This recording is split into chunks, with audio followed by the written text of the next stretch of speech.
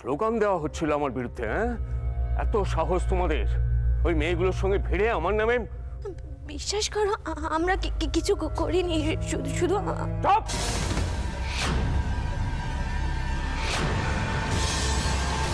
আমারই খাচ্ছ, আমারই পড়ছো, আর বাইরে গিয়ে? না না দাদা, আমার মনে হচ্ছে কোথাও কোনো ভুল হচ্ছে। ওদের এত সাহস হবে না। আমি কি মিথ্যা বলছি নাকি? না না, জি জি জি জি, আমি সেটা বলতে চাইনি দাদা।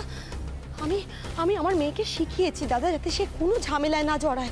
এই যদি তোমাদের শেখানোর বহর হয়, তাহলে তো বলতে হবে কোনো কন্ট্রোলই নেই তোমাদের মেয়েদের উপর।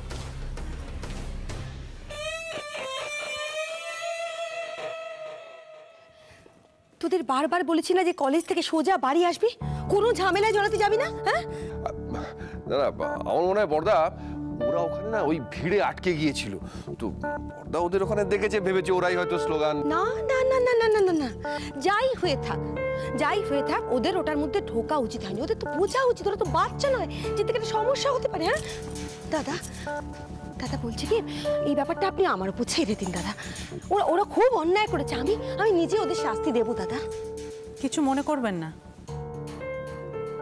ওরা যথেষ্ট বড় হয়েছে, পড়াশোনাও শিখেছে, ওদের একটা আলাদা মতামত তৈরি হয়েছে, আর সেটাই স্বাভাবিক। তাই মতাদর্শগত পার্থক্য তো থাকতেই পারে। তাহলে তো ওদের পড়াশোনাই বন্ধ করে দিতে হয় ছোট বৌমা।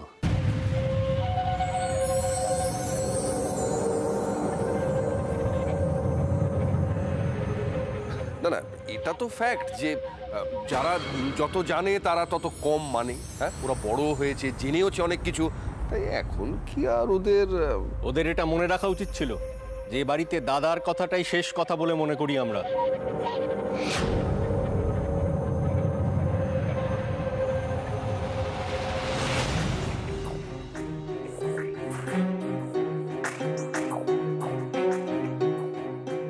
বাবা, অনেক বড় একটা সমস্যা হয়েছে, আর আমরা খুব ছোট একটা ব্যাপার নিয়ে অনেকটা সময় নষ্ট করছি না। হোপফুলি ওরা ওদের ভুল বুঝতে পেরেছে, আর করবে না। ছেড়ে দাও ওদের। ছেড়ে দেবো? ওদের ভুলের শাস্তি না দিয়েই? দাদা আমি তো বলেছি যে আমি নিজেই। বাড়ির মেয়েদের ডানা গজিয়েছে, সেই ডানা খুশে না পড়া অব্দি ওরা যেন ঘরের বাইরে পা না দেয়।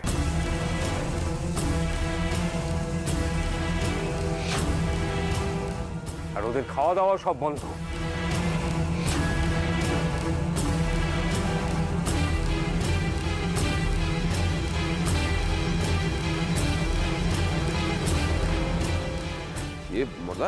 মানে আমি বলছিলাম যে খাওয়া দাওয়া একেবারে বন্ধ করে দিল। তাহলে নাকে খত দিক সবার সামনে। হ্যাঁ, নাকে খতটা তাও ঠিক আছে। আর বলুক যে ভুলেও আর কোনোদিন এই ভুলও করবে না ওরা।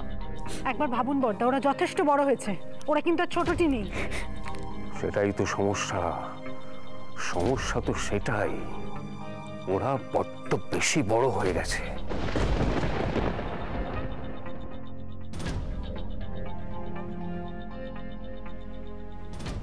যার উপর রেগে বাড়ির মেয়েদের শাস্তি দিচ্ছ, তার কথা ভেবেছো কি?